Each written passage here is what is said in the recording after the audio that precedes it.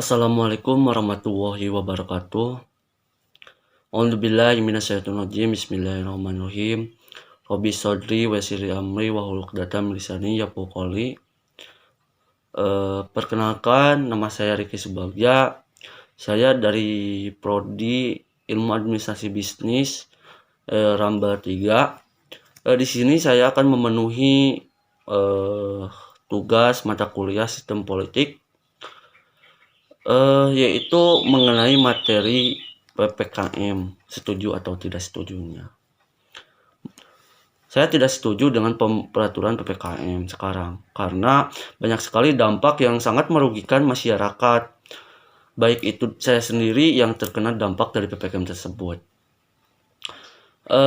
PPKM sekarang sudah tidak lagi disebut dengan PPKM darurat, tapi sudah diganti dengan PPKM. Sekarang sudah menjadi level-levelan, level 1 sampai level 4. Hal tersebut tertuang dalam Instruksi Menteri Dalam Negeri Nomor 22 Tahun 2021 tentang pemberlakuan kegiatan masyarakat level 4 di daerah Jawa dan Bali. Meskipun peraturannya sudah ketat, tapi sangat merugikan masyarakat gitu. Karena kan awal mula PPKM itu mulai tanggal 3 sampai tanggal 20 Juli. Tetapi karena tidak ada penurunan, diperpanjang lagi sampai tanggal 26 Juli. Sampai sekarang diperpanjang lagi sampai tanggal 2 Agustus. Hampir 1 bulan kita diberikan pemberlakuan PPKM. Sekarang perekonomian sudah merosot. Banyak sekali masyarakat yang terkena dampak dari PPKM ini. Baik itu saya sendiri. Keluarga saya itu mempunyai usaha di bidang supplier sayuran ke daerah pasar-pasar yang berada di perkotaan. Nah, sekarang itu harga sayuran itu sedang merosot itu. Karena lingkungan saya juga di lingkungan petani semua, mereka itu terkena dampak. Untuk bertahan hidup itu kena dampak karena harga sayuran itu merosot dan penghasilan mereka juga sedikit.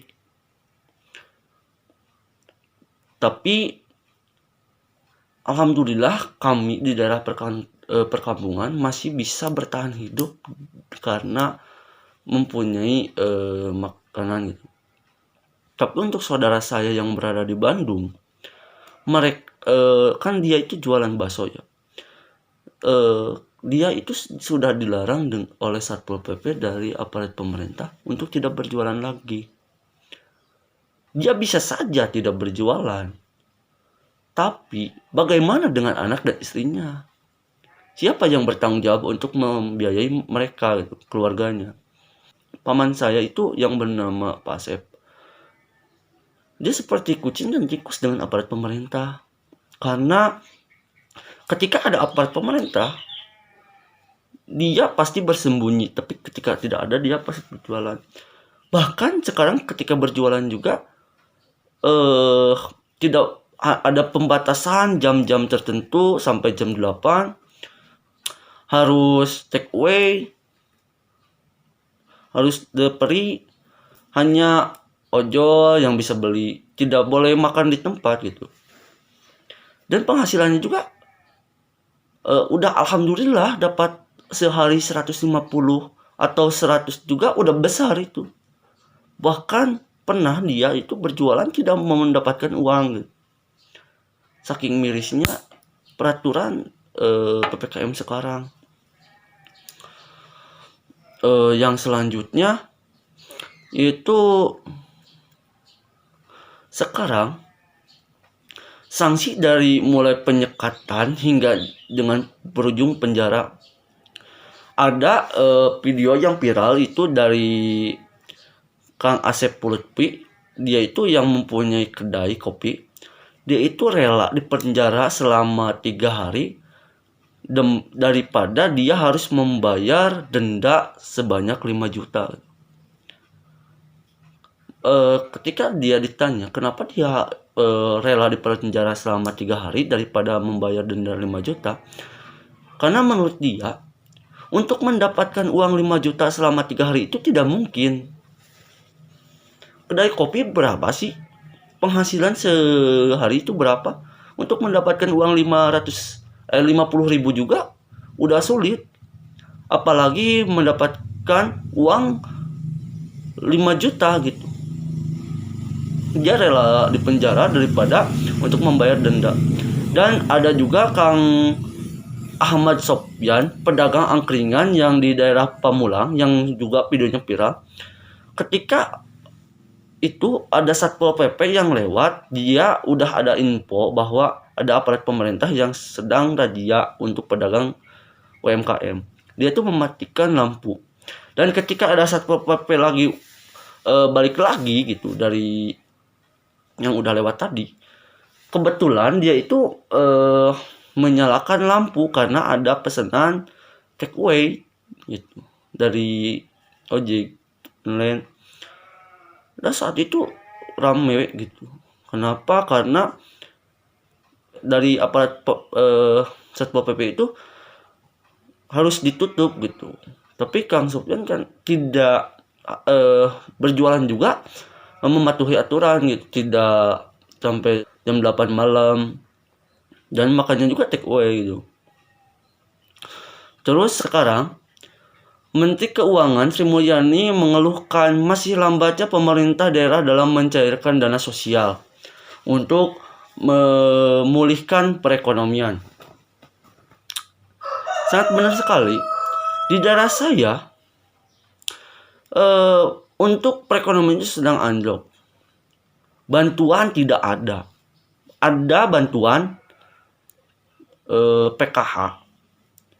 Dulu itu ada PKH. Yang dapat bantuan PKH itu hanya beberapa orang, nggak semuanya. Terus ada lagi bantuan yang berupa kardus sembako. Ada lagi bantuan yang berupa tas sembako. Terus ada lagi bantuan yang berupa uang 300. Saya sendiri, saya keluarga belum pernah mendapatkan bantuan baik itu PKH, kardus, belum pernah. Tapi yang sekarang mendapatkan bantuan itu hanya beberapa orang. Kenapa? Banyak sekali di lingkungan saya itu yang terkena dampak. Bukan banyak sekali, tapi semuanya terkena dampak. Baik itu yang pengusaha menengah ataupun usaha UMKM menengah kecil gitu. Yang warung banyak terkena dampak, yang berjualan di warung. Tapi bantuan itu tidak ada. Yang mendapat bantuan itu hanya beberapa, tapi mereka juga tidak hanya mendapatkan dengan utuh. Secara utuh tidak. Kenapa? Mereka itu berbagi. Contohnya ada bantuan berupa beras 10 liter. Terus ada telur, ada kacang hijau, dan lain-lain. Nah, yang beras 10 liter ini mereka itu bagi-bagi kepada tetangganya. Misalnya ada tetangga yang tidak mendapatkan beras, ada 5 orang. Nah, yang 10 liter itu dibagi 5. Berapa? Tinggal berarti 2 liter ya. Nah, satu orang itu hanya mendapatkan beras 2 liter. Terus sekarang tingkat pendidikan juga menurun. Saya mempunyai adik itu berusia yang 12 tahun. Dia sekarang sekolah di SMP, sekolah menengah pertama, kelas 1. Dia menanyakan, kok sekolah gini ya, gak enak. Karena pembelajarannya itu sudah berupa daring kalau SMP.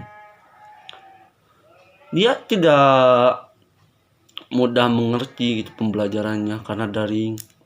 Banyak, apalagi sekarang banyak di saya tetangga anak-anaknya yang baru sekolah SD gitu, sekolah dasar. anak kelas 1 SD sampai sekarang sudah kelas 2, dia itu tidak bisa baca, tidak bisa nulis, tidak bisa hitung. Karena pembelajarannya juga tidak efektif.